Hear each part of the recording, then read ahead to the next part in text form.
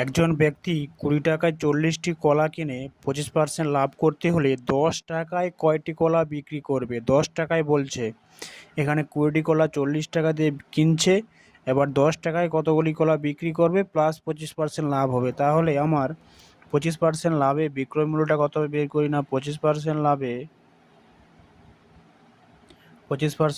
বিক্রয় মূল্য 25% লাভে বিক্রয় মূল্য কত হবে? টোটাল আমার ক্রয় মূল্য যদি 100 হয়, সেখান থেকে 25% লাভ বেড়েছে, 25 যদি লাভ হয় তাহলে 125 টাকা। এবার আমার ক্রয় মূল্য যদি 100 টাকা হয়, ক্রয় মূল্য 100 টাকা হলে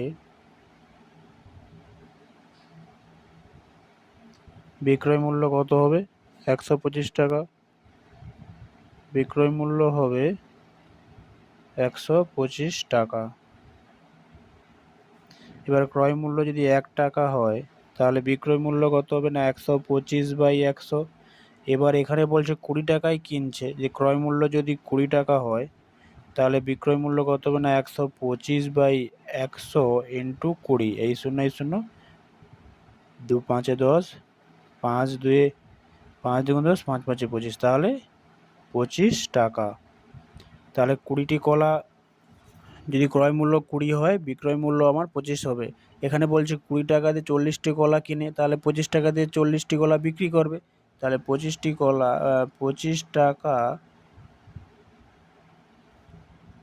25 টাকায় বিক্রয় করে 25 টাকায় বিক্রয় করে 40টি কলা। তাহলে 1 টাকায় কতগুলি কলা বিক্রি করবে না 1/25টি কলা। এবারে আমার বলছে 10 টাকায়, যেহেতু বিক্রি মূল্য বলছে, 10 টাকায় যদি বিক্রি করলে এত বাই 10, 5 2 10, 5 5 25, 5 10 40, 16টি কলা বিক্রি করতে হবে।